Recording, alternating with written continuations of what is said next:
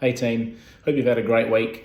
I'm just having a quick little post here because I've been sort of reminiscing with my students about what it was like when I was a new grad 10, 13 years ago now. So I thought I'd share that sort of story with you to see if anything kind of resonates or you can relate with that.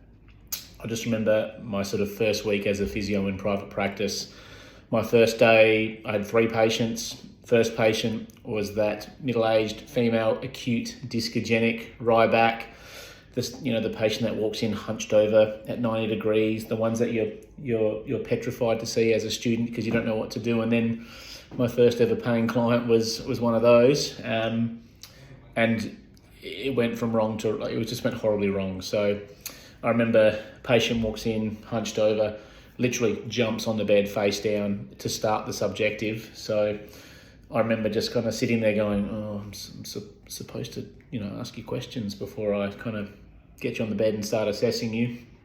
We started the subjective and I couldn't hear her because her face was down in the pillow, in the face hole.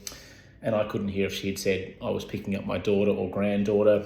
And I sort of tried to clarify that and I got yelled at because if you're an acute discogenic low back pain, I wouldn't be too happy either if I was asked the wrong question or someone wasn't listening to me. So it was kind of a bit of a first lesson learned there to make sure make sure you communicate clearly and try and listen to your patients as best as you can.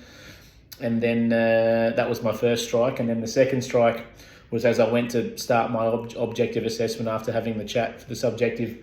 I'd kicked the foot pedal under the bed and it went all the way up to raise to full sort of elevation. So it was kind of, like at sort of chest height, and I couldn't actually palpate a lumbar spine or get her off the bed to assess her range of motion and whatnot. So we had to delicately help her get off the bed and try and yank it was a nightmare. So strike 2.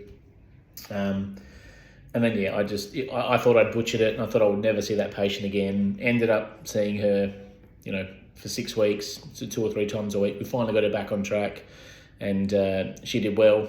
And I was mortified that was my first experience as a physio in the real world. So I wonder if anyone else has had any sort of interesting or challenging first patients of their career. And then quickly to summarise, then my second patient of the morning, a half an hour later, was an acute facet joint right neck that walked in, crick neck. That wasn't as bad. I think I'd learnt from my lessons before that. And then my last patient of the day had acute raging shoulder pain.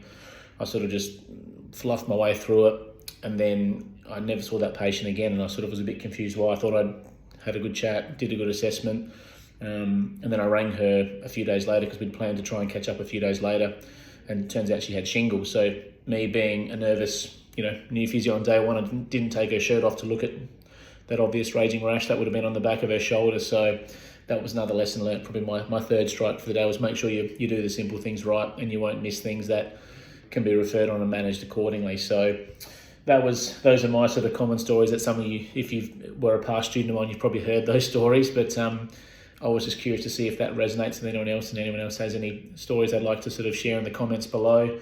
But look, 13 years down the track, I've hopefully learnt a few lessons along the way, and I'm still learning, and otherwise I'll get humbled very quickly.